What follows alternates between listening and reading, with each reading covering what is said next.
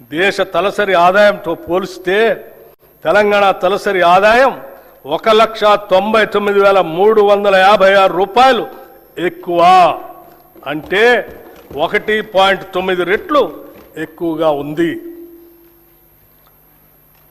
Doctor APJ Abdul Kalam గారు అన్నట్టు dream dream dream dreams transform into thoughts and thoughts result in action.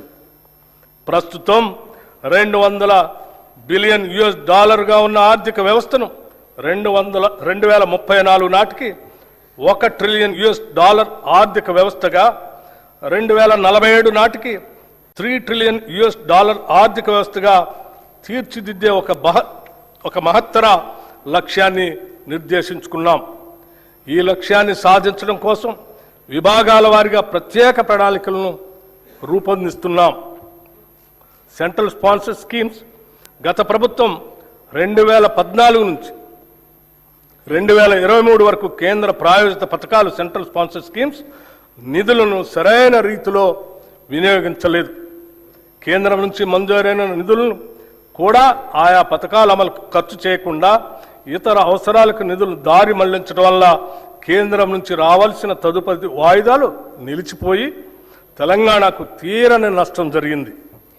మా ప్రభుత్వం అధికారంలోకి రాగానే ఈ పరిస్థితి వెంటనే గుర్తించి 2014-15 నుండి 2023-24 ఆర్థిక సంవత్సరం వరకు కేంద్ర ప్రాయోజిత పథకాల కింద బకాయి పడ్డ నిధులన్నింటినీ సంబంధిత శాఖలకు సుమారు 3,000 కోట్ల రూపాయలను ఈ ఆర్థిక సంవత్సరంలో విడుదల చేయటం జరిగింది. మన రాష్ట్ర అభివృద్ధి కోసం కోఆపరేటివ్ ఫెడరలిజం స్ఫూర్తితో కేంద్ర ప్రభుత్వంతో సత్సంబంధాలు కొనసాగిస్తూ 2021-22 సంవత్సరంలో రాష్ట్రానికి కేంద్ర ప్రాయోజిత పథకాల ద్వారా వచ్చిన నిధులు 4,826 కోట్ల రూపాయలు కాగా, మా ప్రభుత్వం ఈ ఆర్థిక సంవత్సరం ఇప్పటిదాకా 7,072 కోట్ల రూపాయలను సాధించింది. ఇదే వరవడిని కొనసాగిస్తూ మరిన్ని నిధులను సాధించడానికి రాష్ట్ర ప్రభుత్వం చిత్తశుద్ధితో ప్రయత్నిస్తుంది. అధ్యక్ష, రుణ పునర్వ్యవస్థీకరణ ఏ రాష్ట్రానికైనా ఆర్థిక క్రమశిక్షణ అనేది అభివృద్ధికి మూలాధారం. రాబడికి మించి చేసే అప్పులు ఆ ఆర్థిక వ్యవస్థ మనుగడనే ప్రశ్నార్థకం చేస్తాయి. గత ప్రభుత్వ హయాంలో పరిమితులకు మించి చేసిన అప్పుల కారణంగా రాష్ట్ర ఆర్థిక వ్యవస్థపై తీవ్ర భారం పడింది. ఈ తప్పిదాన్ని సరిదిద్దేందుకు గత ప్రభుత్వం అధిక వడ్డీకి తెచ్చిన ₹25,612 కోట్ల రుణాలను తక్కువ వడ్డీకి పునర్వ్యవస్థీకరించింది అని చెప్పడానికి సంతోషిస్తున్నాం. అంతేకాకుండా రుణ చెల్లింపుల వ్యవధిని పెంచి అసలు చెల్లించాల్సిన కాలాన్ని 20 నుంచి 39 సంవత్సరాలకి పొడిగించింది. ఈ రుణ పునర్వ్యవస్థీకరణ ద్వారా 2025-26 నుండి 2031-32 దాకా చెల్లించాల్సిన 34,058 కోట్ల రూపాయల నుంచి 11,915 కోట్లకు తగ్గింది. దీని ద్వారా రాష్ట్రానికి 22,142 కోట్ల రూపాయలు క్యాష్ అవుట్ఫ్లో తగ్గి నగదు వెసులుబాటు కలిగింది. గతంలో టీయూఎఫ్ఐడిసి సంస్థ 10.2% వడ్డీతో తీసుకున్న 172.02 కోట్లు, తెలంగాణ రోడ్డు డెవలప్మెంట్ కార్పొరేషన్ 9.7% వడ్డీతో తీసుకున్న 2,204.06 కోట్ల రూపాయల రుణాలను 8.6% వడ్డీకి రీస్ట్రక్చర్ చేసుకున్నాము. దీని ద్వారా మొత్తంగా ఈ ఆర్థిక సంవత్సరంలో సుమారు 27,988 కోట్ల అధిక వడ్డీ రుణాలను తక్కువ వడ్డీకి మార్చుకున్నాం. 16వ ఆర్థిక సంఘం కేంద్రానికి పన్నుల రూపంలో మనం ఏటా 1,000 కోట్ల రూపాయల ఆదాయం సమకూరుస్తుంటే తిరిగి కేంద్ర పన్నుల పంపకాల ద్వారా మనకు ఇస్తున్నది మనం కట్టే ప్రతి రూపాయలో సగటున 42 పైసలే.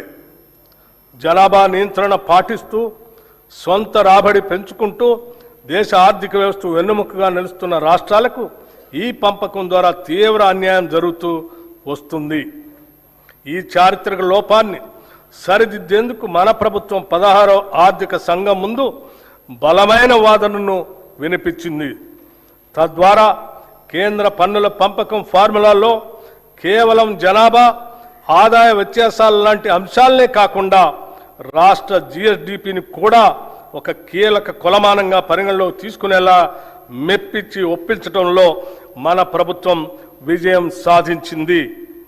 దీని ద్వారా తెలంగాణ వాటాను 2.102% నుండి 2.174% పెంచటం జరిగింది.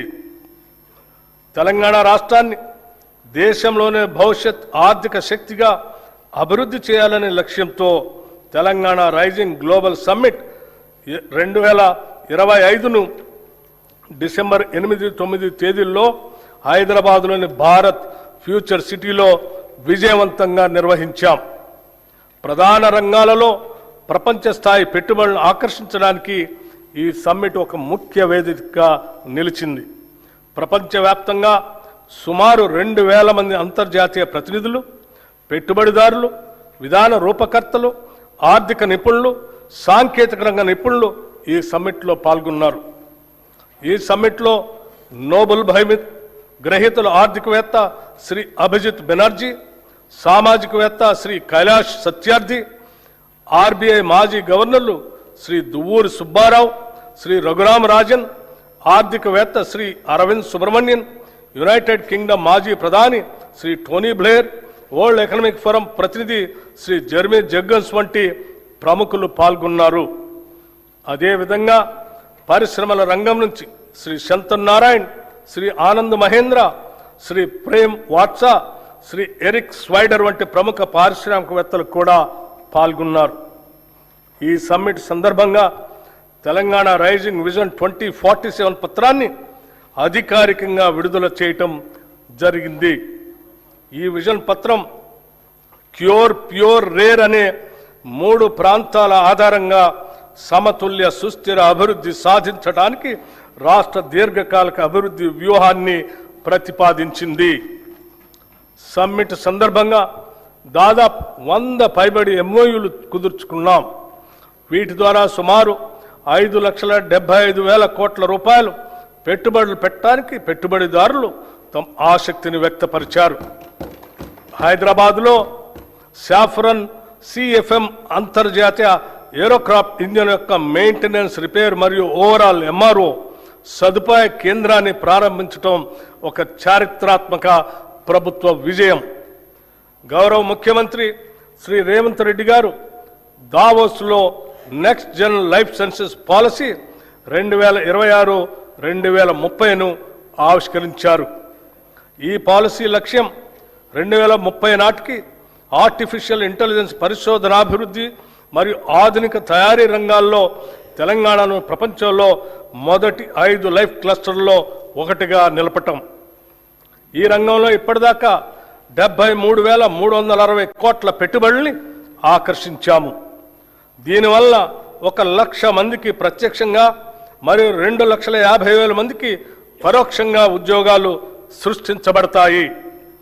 సింగపూర్కు చెందిన ఏజీఐడిసి, వియత్నాంకు చెందిన వెన్ గ్రూప్, జేసీకి ఇన్ఫ్రా ప్రాజెక్ట్స్ లిమిటెడ్ సంస్థల నుంచి మొత్తం 1,03,500 కోట్ల రూపాయల పెట్టుబడులు వస్తాయి. ప్రణాళికాబద్ధంగా అభివృద్ధి సాధించడానికి, ఈ అభివృద్ధికి ప్రజలను వారసులను చేస్తూ ముందుకు సాగటానికి అంతర్జాతీయ స్థాయిలో ఎక్కడా లేని విధంగా క్యూర్, ప్యూర్, రేర్ అనే 3 ప్రధాన ప్రాంతాలుగా